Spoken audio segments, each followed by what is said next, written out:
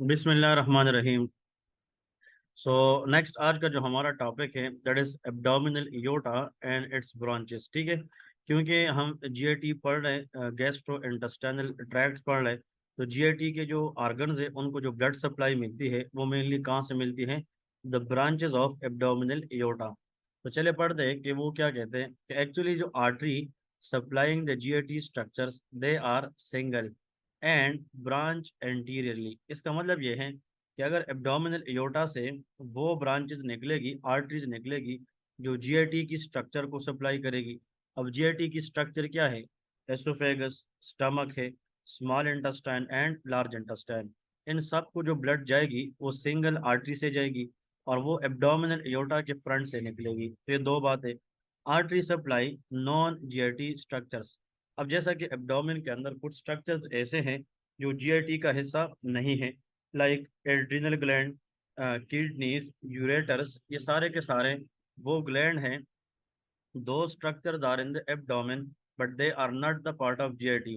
उनकी जो blood supply है वो पियर्ड आर्टरी से होगी और branch laterally and posteriorly.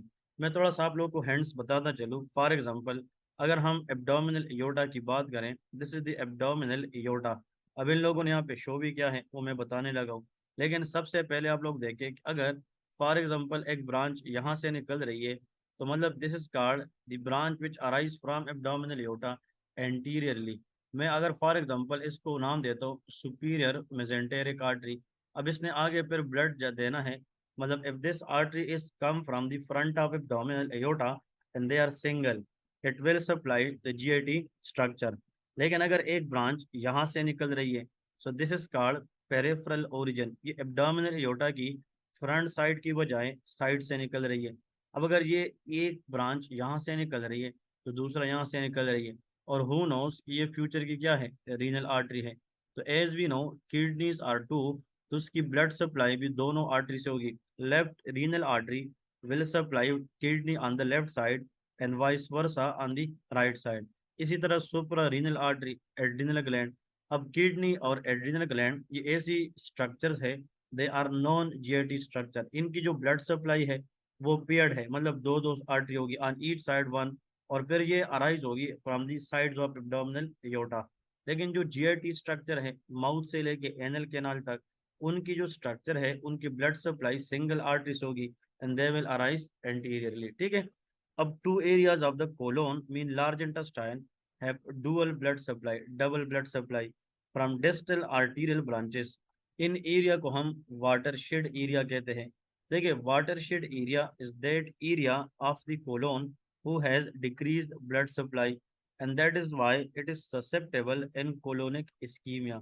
ischemia से मतलब सदे, ischemia के मुराद ये है मतलब खून की कमी। इसका मतलब ये है कि अगर किसी एरिया को ब्लड सप्लाई कम मिलती है, that is called ischemia। Its mean कि वो वाटरशेड एरिया कौन कौन सी है? One is splenic flexure, another is rectosigmoidal junction. Very very important one. अब एग्जाम के अंदर ये आता है बहुत इंपॉर्टेंट कि अगर एक पेशेंट है उसको जनाब ischemic, ischemic is the word use for decrease blood supply, और अगर वहाँ पे उस एरिया के अंदर डिक्रीज ब्लड सप्लाई की वजह से इन्फ्लेमेशन ऑफ लार्ज इंटेस्टाइन हो जाए, इसको हम इस्केमिक कोलाइटिस कहते हैं। तो if the question come, what is the most common structure prone for ischemic colitis? That is called splenic flexure। another is rectosigmoidal junction। इसमें जो ब्लड सप्लाई है स्प्लीनिक फ्लेक्सर में, superior mesenteric artery and inferior mesenteric, लेकिन 90% in the cases it is inferior mesenteric. Rectosigmoidal में IMA branches like sigmoidal artery, inferior mesenteric artery and superior rectal artery. लेकिन मैं यहाँ पे अगर इस डायग्राम के जरिए आप लोगों को समझा सकूँ, so that will be very very easy to understand as well. इसी डायग्राम से हमने कुछ चीज़ें यहाँ से अहेस करनी है और इसको हमने जनाब कोशिश करनी है कि इसको सही तरीके से सीखने की कोशिश करें। देखें, एक्चुअली ये फॉर एग्जांपल हमारे पास एब्डोमेन है। आप लोग ऐसा समझ जाए कि अगर हम एब्डोमेन के अंदर आ जाएं, this is called for example the right side of the abdomen, और ये दूसरा जो है this is the left side of abdomen. अब होता यह है मोस्ट इम्पोर्टेंट कि राइट साइड के अंदर अपर पार्ट में लीवर होता है, लोअर पार्ट में अपेंडिक्स होता है। अपेंडिक्स के साथ यहाँ पे सीकम होता है। यहाँ से जो स्ट्रक्चर ऊपर जाएगी, this is called ascending colon. तो ascending colon go up on which side of the abdomen, right side. फिर यहाँ पे ये टर्न लेगी, ये ट्रांसवर्स कोलोन है। क्या है? Transverse colon. अब यहाँ पे जब ये टर्न लेगी तो नीचे क्या होगी? Descending colon. अब ये राइट साइड ऊपर पार्ट में सबसे लार्जेस्ट आर्गन जो पड़ी है वो लीवर है। लेफ्ट साइड में जो सबसे लार्जेस्ट आर्गन पड़ी है अपर पार्ट में, वो स्प्लीन है। तो असेंडिंग कोलोन जब लीवर के सामने टर्न लेता है, इस टर्निंग एरिया को in front of the liver on right side, that is hepatic flexure. लेकिन जो ट्रांसवर्स कोलोन डिसेंडिंग में टर्न लेती है in front of the spleen, that is called splenic flexor.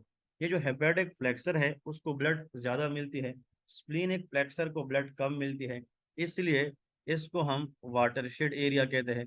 और इस वजह के अंदर it is susceptible for colonic ischemia. तो if a patient has ischemic colitis and if there is anything wrong in the splenic flexure, the patient will develop left sided pain in the upper part. तो आज के बाद anatomy में याद रखें, what is splenic flexor?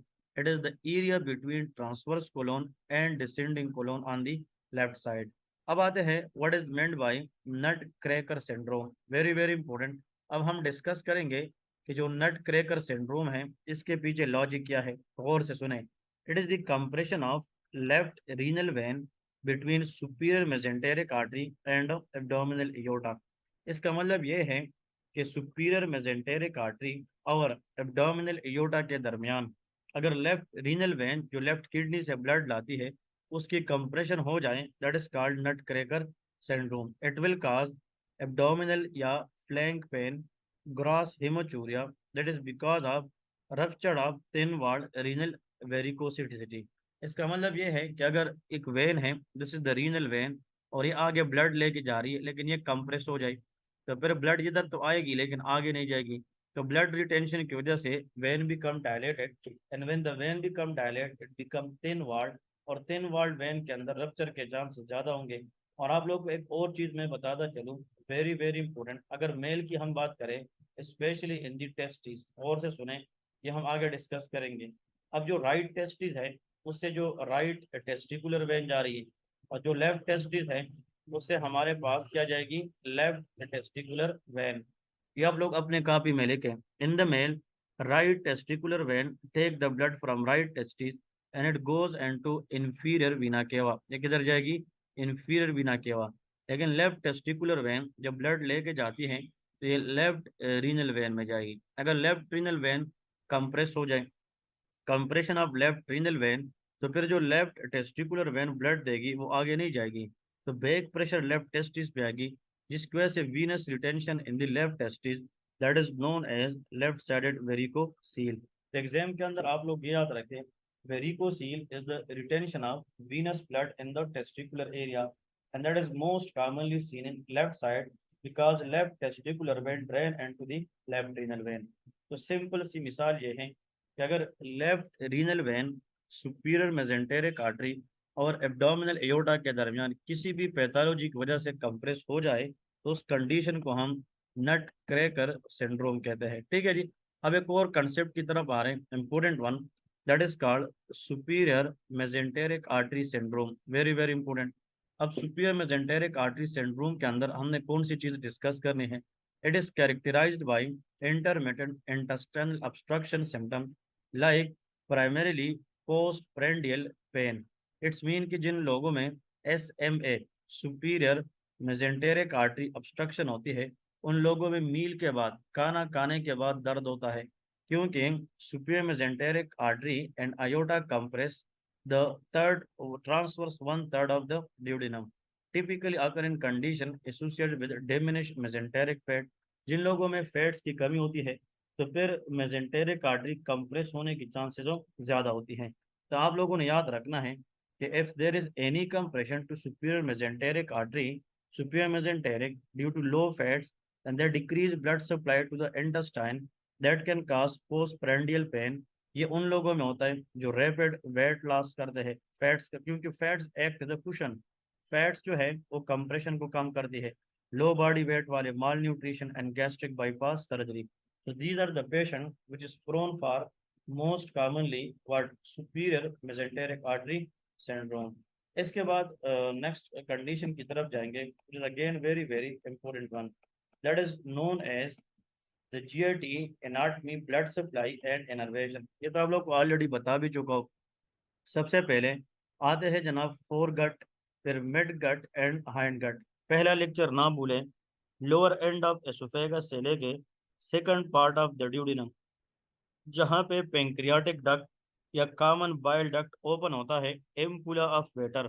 तो lower end of esophagus से लेके second part of the duodenum तक जो स्पेस है that is called of foregut. फिर third part of the duodenum से लेके proximal to third of transverse colon जो एरिया है, इसका नाम मिड गट है। और फिर distal one third of transverse colon up to anal canal, upper portion of anal canal above dentate line that is called of hind gut। तब सवाल ये है, इन सब को अगर हम सम अप करते हैं तो गौर से ये एक जो डायग्राम ड्रा कर रहा हूँ ये आप लोग गौर से देखें, this is called abdominal aorta. अब एब्डोमिनल एयोटा की अगर यहाँ से कोई ब्रांच निकलती है दैट इज एंटीरियर, फिर एक ब्रांच यहाँ से निकलेगी दैट इज अगेन एंटीरियर। अब दो ब्रांचेस निकाली है और एक ब्रांच यहाँ से निकलती है दैट इज अगेन एंटीरियर। इनको हम anterior visceral branches of abdominal aorta कहते हैं। एब्डोमिनल एयोटा का सबसे पहला ब्रांच जो एंटीरियरली फ्रंट से निकलती है उसका नाम सीलियक ट्रंक है। उसका नाम क्या है? Coeliac trunk. So the first branch of abdominal aorta which arises from the front side that is called coeliac trunk. फिर इसके बाद जो सेकंड ब्रांच एयोटा से निकलती है that is superior mesenteric artery. और इसके बाद जो last but not the least ये निकलती है that is inferior mesenteric artery. So these are the ventral branches of abdominal aorta. Coeliac trunk abdominal aorta के जिस पॉइंट से निकलता है they are at the level of T12 thoracic 12। जहाँ से सुपीरियर मेसेंटेरिक आर्टरी निकलती है they are at the level of L1। और जहाँ से इंफीरियर मेसेंटेरिक आर्टरी निकलती है it is at the level of L3 vertebra. तो इसलिए ये सीलियक ट्रंक है, सीलियक ट्रंक ये फोर गट को सप्लाई करेगी। जो सुपीरियर मेसेंटेरिक आर्टरी है वो मिड गट को सप्लाई करेगी, और जो इंफीरियर मेसेंटेरिक है वो हाइंड गट को सप्लाई करेगी। Celiac trunk mainly arises at the level of T12. In some books say it is between T12 and L1, but T12, L1 से superior mesenteric artery और IMA come from inferior mesenteric at the level of L3। अब जो four गट है इसकी जो parasympathetic supply है, innervation है, that is vagus nerve. Vagus nerve is a cranial nerve number 10। आप लोग को मैंने बताया था कि अगर हम क्रेनियल नर्व्स की बात करें तो क्रेनियल नर्व्स में वो नर्व जो एसिटाइल कोलिन रिलीज करते हैं, सिक्रीशन बढ़ाते हैं, they are parasympathetic. Parasympathetic cranial nerve are 3, 7, 9, 10, very very important. तो उनमें से 10 का मतलब वेगस नर्व। मिड गट की पैरासिम्पथेटिक सप्लाई वो भी वेगस नर्व है। और याद रखें जो हाइंड गट है उसकी पैरासिम्पथेटिक सप्लाई पेल्विक नर्व है।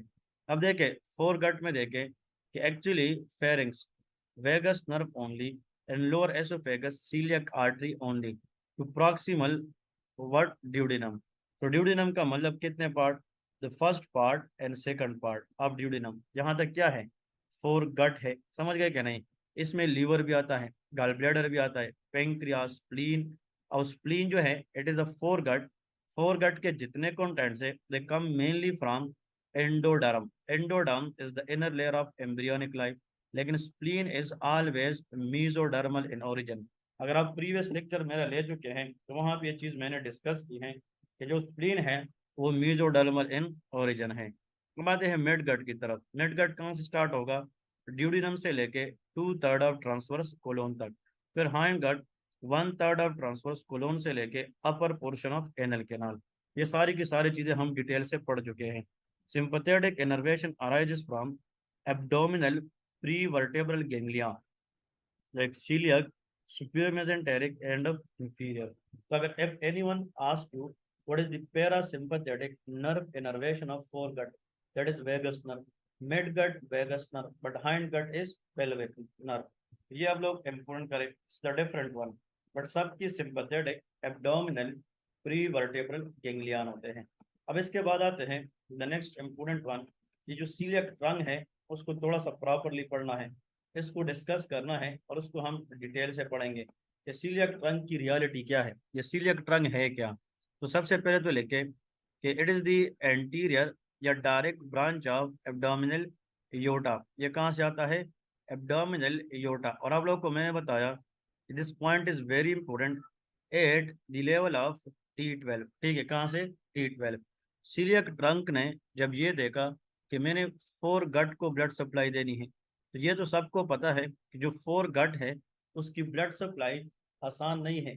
फोर गट में लोअर एंड ऑफ एसोफेगस है, स्टमक है, first and second part of the duodenum है, पूरी लीवर है, गॉल ब्लैडर है, स्प्लीन है, पेंक्रियाज है। ये सारे के सारे किस में आते हैं? फोर गट में।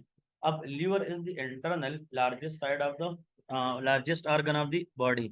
जब सीलियक ट्रंक को हमने देखा तो हमने सीलियक ट्रंक को ये जिम्मेदारी दे दी कि आपने फोर गट को ब्लड देनी है। तो सीलियक ट्रंक ने कहा कि ये तो मेरे बाएं हाथ का गेम है, लेफ्ट हैंड साइड गेम। हम कहते हैं ना कि कभी कभार हमें एक बंदे को मुश्किल टास्क देते हैं, अगर उसमें वो काम करने की एबिलिटी होती है तो वो कहता है कि आप टेंशन ना ले, ये तो मैं एकदम कर सकता हूँ। तो इसने कहा ये मेरा लेफ्ट हैंड साइड है। लेफ्ट हैंड साइड के अंदर सीलियक ट्रंक ने एक आर्टरी दे दी जिसका नाम था लेफ्ट गैस्ट्रिक आर्टरी। कौन सा था? Left gastric artery. फिर इस एच का मतलब इसने एक और आर्टरी दे दी लीवर को, that is called hepatic artery. और एक और आर्टरी दी एस बार, दैट इज स्प्लेनिक आर्टरी। तो देखिए लेफ्ट हैंड साइड के अंदर there are the three branches of coeliac trunk. So what is celiac trunk? It is the branch of abdominal aorta at the level of T12. It supplies blood to the all contents of foregut, and celiac trunk gives rise to further three branches: left gastric artery, hepatic artery, and splenic artery. इन तीनों में से सबसे shortest branch of coeliac trunk वो left gastric artery है, ये लिखे। और सबसे लॉन्गेस्ट ब्रांच स्प्लीनिक आर्टरी। तो ये क्या कहते हैं? Branches of coeliac trunk are common hepatic artery, splenic artery and left gastric artery. ये तीन बताए हैं। And these constitute the main blood supply of the foregut. बात वही है, ये जाकर मेन सप्लाई करेंगे किस चीज को? फोरगट को। अब थोड़ा सा देखते हैं कि जो लेफ्ट गैस्ट्रिक आर्टरी है ये कोई भी ब्रांच नहीं देती, लेकिन हेपेटिक आर्टरी और ये स्प्लीनिक आर्टरी आगे जाकर मुख्तलिफ क्या देंगी? ब्रांचेस देगी। और उन ब्रांचेस की वजह से हम फोरगट के जो कंटेंट्स है उसको डिफरेंट क्या देंगे? ब्लड सप्लाई देंगे। तो फोर गट की जो सप्लाई है वो हम फिर इन ब्रांचेस के जरिए मेंटेन करते हैं। अब उस ब्रांचेस की तरफ हम थोड़ा सा दो तीन बातें करेंगे ताकि आप लोग को ये चीज़ भी क्लियर हो जाए। तो यहाँ पे आप लोगों को देखना है द मोस्ट इम्पोर्टेंट, ये जनाब सीलियक ट्रंक है। ये क्या है? Coeliac trunk. इसने एक ब्रांच दे दी ये वाली, that is called left gastric artery. अब ये जो लेफ्ट गैस्ट्रिक है it do not give rise to any branch. तो आप लोग लेके ये शॉर्टेस्ट ब्रांच है, लेकिन ये अपने आप से कोई ब्रांच नहीं देती। Very very important. अब देख ये स्टमक है, स्टमक की पूरी देखें, स्टमक का ये लेसर कर्वेचर है और ये ग्रेटर कर्वेचर है। जो लेफ्ट गैस्ट्रिक है ये क्या करता है? एसोफेगस की कुछ पार्ट को और upper half of lesser curvature को सप्लाई करती है। So left gastric artery arise from coeliac trunk, it supply blood to the upper half of lesser curvature. फिर आप लोग कहोगे ये जो लोअर हाफ है लेसर कर्वेचर, इसकी ब्लड क्या है? वो राइट गैस्ट्रिक आर्टरी है। क्या है? राइट। और राइट गैस्ट्रिक आएगी कहाँ से? Come from common hepatic artery. ये कहाँ से आती है? Common hepatic. थोड़ा सा अगर हम यहाँ पे फोकस करें इम्पोर्टेंटली तो ये आप लोगों को आसान हो जाएगी। देखें ये नाम हमने पहले से की है कि ये जो आर्टरी है this area is known as oh coeliac trunk. अब आप लोगों को तो पता है ये सीलियक ट्रंक है। सीलियक ट्रंक से जो आर्टरी निकलती है हेपेटिक आर्टरी, इस तरह आगे जाकर ये वाली ब्रांच देती है इस तरह, ये ब्रांच नीचे आती है और इस lower part of the lesser curvature को सप्लाई करती है। अब ये जो ब्रांच है that is called right gastric artery. तो ये एमसीक्यू देखें, left gastric artery is the direct branch of coeliac trunk, supply blood into the upper half of lesser curvature. और जो राइट गैस्ट्रिक आर्टरी है it will supply blood to the lower half of lesser curvature and it come from common hepatic artery, और common hepatic artery is a branch of celiac trunk। ये कहाँ से आती है? celiac trunk। अब ये चीज़ तो हमने सीख ली है, इसमें आप लोगों ने इतना डिटेल में जाने की जरूरत भी नहीं है। जहाँ पे इम्पोर्टेंट चीज़ है वो नोट करने वाली है। अब देखें ये जो सबसे बड़ी आर्टरी है इस तरह वेवी शेप में। This artery is called splenic. ये स्प्लीनिक आर्टरी जब आगे जाती है, और से देखे तो ये एक ब्रांच देती है लेफ्ट गैस्ट्रो एपिप्लोइक आर्टरी, और एक होती है राइट गैस्ट्रो एपिप्लोइक आर्टरी। अब ये जो लेफ्ट गैस्ट्रो एपिप्लोइक है, ये ग्रेटर कर्वेचर की अपर हाफ को सप्लाई करेगी, और जो राइट गैस्ट्रो एपिप्लोइक है, ये lower half of the greater curvature को सप्लाई करेगी। मैं यहाँ पे लिखता हूँ आसानी के लिए, अपर half of the lesser curvature supplied by left gastric artery, lower half of the lesser curvature supplied by right gastric artery, upper half of the greater curvature supplied by left gastroepiploic artery, और जो lower half of greater curvature है, right gastro epiploic artery, ये supply. और ये जो left gastro epiploic है, ये किसके साथ मिलती है? Right gastric, is called anastomosis. Left gastric artery right gastric के साथ मिलती है, दैट इज कॉल्ड एनास्टोमोसिस। और ये जो स्प्लीनिक आर्टरी है, ये ऊपर की तरफ एक ब्रांच देती है, they are called short gastric artery. ये एमसीक्यूज में आता है कि short gastric artery is a branch of splenic artery and it supply the upper half of word stomach, and that is called fundus of the stomach. ये किसको supply करेगी? Fundus of the stomach को supply करेगी। अब सबसे important बात, ये जो हेपेटिक आर्टरी है, ये जब ये अपनी ब्रांचेस देती है गैस्ट्रोड्यूडिनल, ये जो गैस्ट्रोड्यूडिनल है, ये first and second half of the duodenum को सप्लाई देगी, और पेंक्रियास को भी ब्लड सप्लाई देगी, ठीक है जी। लेकिन इसमें जो सबसे इम्पोर्टेंट चीज़ आप लोगों को समझनी है, वो ये है कि जो हेपेटिक आर्टरी है, उसने एक राइट गैस्ट्रिक आर्टरी ब्रांच दी, एक गैस्ट्रोड्यूडिनल आर्टरी दी। इसके बाद इस कॉमन हेपेटिक का नाम क्या बन गया? प्रॉपर हेपेटिक, कि उसने अब प्रॉपरली जाकर लीवर में जाना है। लीवर के दो लोब हैं, ये ब्रांच जो हेपेटिक आर्टरी की इस साइड पे जा रही है, इसको हम लेफ्ट हेपेटिक आर्टरी, और ये ब्रांच जो राइट लोब की तरफ जा रही है, that is right hepatic artery. अब इस राइट हेपेटिक आर्टरी से एक ब्रांच निकलती है, that is called cystic artery, and which will supply blood to the gall bladder. मैं एक मिसाल देता हूँ कि अगर आप लोगों से मैं ये सवाल करूँ, ये डायग्राम इतना इजी नहीं है, लेकिन मैंने भरपूर कोशिश की है कि उसको आसान से आसान बना दूँ।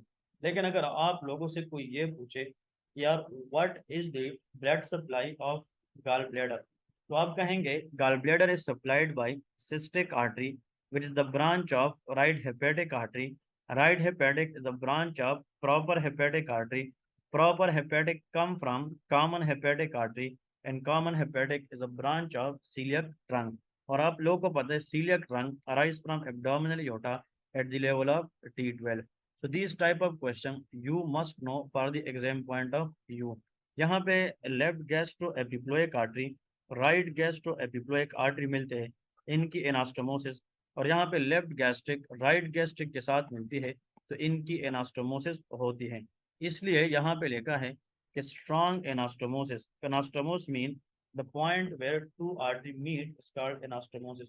It is exist between left and right gastro epiploic artery, left and right gastric arteries. इनकी जो एनास्टोमोसिस है ना, इन दोनों की, ये स्टमक के अंदर किस साइड पे होती है? ग्रेटर कर्वेचर, किस साइड पे? Greater curvature. और इन दोनों की जो एनास्टोमोसिस है, ये स्टमक के अंदर लेजर कर्वेचर पे होती है, ठीक है जी। So these are the most important thing you people should know for the exam point of view. मैं फिर से एक दफ़ा बता रहा हूँ कि फोर गट की जो ब्लड सप्लाई है, इन सब के लिए सीलियक ट्रंक चाहिए, और सीलियक ट्रंक फिर अपने आप से मजीद तीन ब्रांचेस निकालती है, common hepatic artery, splenic artery, left gastric artery. The shortest branch is called left gastric artery, and the longest branch is called splenic artery. ये जो कॉमन हेपेटिक है, ये ड्यूडिनम को एक ब्रांच देती है, जिसका नाम गैस्ट्रो ड्यूडिनल आर्टरी है। कौन सा है? गैस्ट्रो ड्यूडिनल, इसको हम जीडीए कहते हैं। तो आप लोग को ये एग्जाम में आता है कि अगर एक पेशेंट है, उसको for example a patient having gastric ulcer, क्या है? गैस्ट्रिक अल्सर, और उस अल्सर से जनाब क्या हो जाए? ब्लीड हो जाए। Think about left gastric artery, the most common artery which bleed, मतलब वो कॉमन आर्टरी जिससे खून जाने की चांसेस ज़्यादा होती है मैदे की अल्सर में, वो लेफ्ट गैस्ट्रिक आर्टरी है। लेकिन जिस बंदे को पहले से अल्सर है, अल्सर इन दी ड्यूडिनम, इसको ड्यूडिनल अल्सर कहते हैं, उसमें जो आर्टरी से ब्लीडिंग होगी, that is gastro duodenal artery, and this artery is a branch of common hepatic artery. So hope you enjoyed this part of the session and I make it very clear. अगर आप लोग इसको एक दो दफा proper पढ़ेंगे और आप लोग जो लेक्चर में चीज मैंने बताई है उसको प्रॉपर गेट करेंगे, इंशाल्लाह एवरीथिंग भी विल बी क्लियर. जज़ाकल्लाह, see you soon in the next tutorial.